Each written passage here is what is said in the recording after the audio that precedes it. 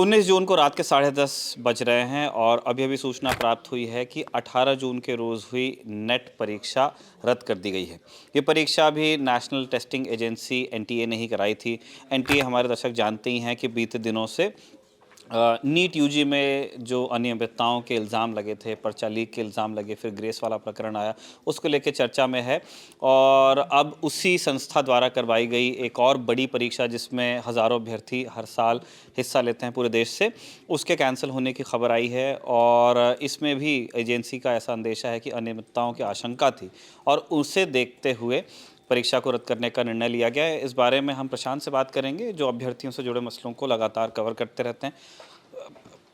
प्रशांत, पहले तो उसी कन्फ्यूजन को क्लियर कीजिए कि बहुत लोगों को एकदम से लगा, मैंने अभी ट्विटर पे भी देखा, बहुत लोग लग रहा है कि नीट कैंसिल हो गया।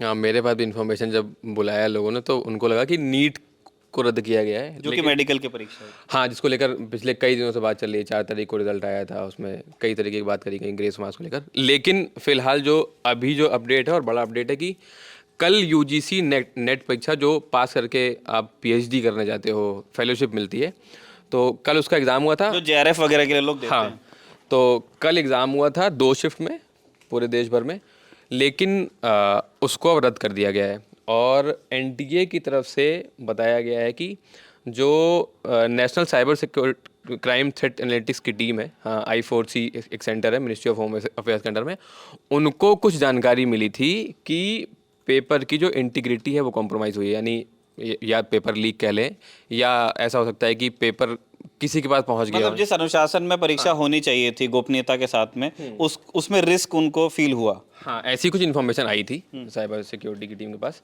तो उसको देखते हुए परीक्षा को अभी रद्द कर दिया गया है। और फिलहाल कब होगी इसकी अभी डेट नहीं दी गई है।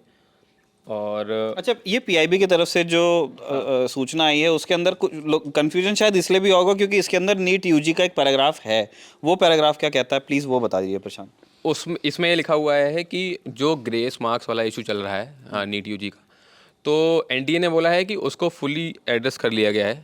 और जो भी उसमें इरेगुलरिटीज़ थी, हाँ, जो पटना वाले सेंटर में ऐसे दावे किए गए कि वहाँ पेपर लीक हुआ है, तो एनटीए ने ये बयान दिया है कि उस चीज़ को अभी फ़िलहाल के लिए, मतलब उसमें कोई त्रुटि नहीं है, कोई गड़बड़ी नहीं है। हाँ, और वो कह रहे हैं कि जो त्रुटि एज इन, वो कह रहे हैं कि हमारे एंड से, उन्होंने कहा कि जो भी अनियमितता का इल्ज़ाम लगा होगा, वो जो ईओडब्ल्यू है बिहार पुलिस की, इकोनॉमिक ऑफेंसेस विंग, जो आर्थिक अपराधों की जांच करती है, वो उनके एंड पे अभी वो चीज़ हैंडल की जा रही है। और वो जो भी उनके जांच में सामने आएगा वो लोग अपडेट करेंगे। ईओयू से एनटीए ने रिपोर्ट मंगाई है, जो तो कि उनकी रिपोर्ट आएगी तब फिर उसके बाद, गवर्नमेंट। हाँ, उसकी जांच के आधार पर एनटीए फिर से बताएगी कि हाँ, मतलब उसको जांच क्रॉस वेरीफाई किया जाएगा और फिर बताया जाएगा कि जो असल में बातें हो रही कि वहाँ पटना में पेपर लीक हुआ या क्या हुआ। तो एक ये चीज़ है। और अभी वापस अगर यूजीसी नेट पे आते हैं, तो हाँ, क्योंकि पेपर लीक या जो भी बात हुई है जिसकी वजह से पेपर कैंसिल किया गया है, तो एनटीए ने मैटर मिनिस्ट्री ऑफ एजुकेशन को फॉरवर्ड कर दिया गया है और इसकी सीबीआई जांच होगी। एक ये अच्छा, ये सीबीआई को जांच हैंड ओवर कर दी गई है। ये बड़ी अपडेट है, क्योंकि लगातार कई एजुकेटर्स जो हैं और छात्र भी जो नीट वाले हैं, नीट यूजी वाले, वो लोग उस एग्ज़ाम की सीबीआई जांच की बात कर रहे हैं। लेकिन अभी एक कल एग्ज़ाम होता है जिसके बारे में कुछ ऐसी इन्फॉर्मेशन सरकार को पता लगती है कि कुछ गड़बड़ी हुई है और उसको आज कैंसिल किया जाता है और उसकी जांच सीबीआई को दे दी गई है।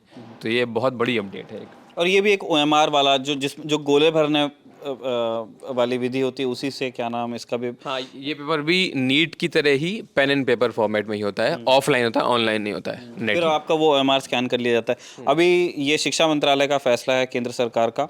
अभी ये सूचना नहीं मिली है कि जिन अभ्यर्थियों ने परीक्षा दी उनके फ्यूचर का क्या होगा।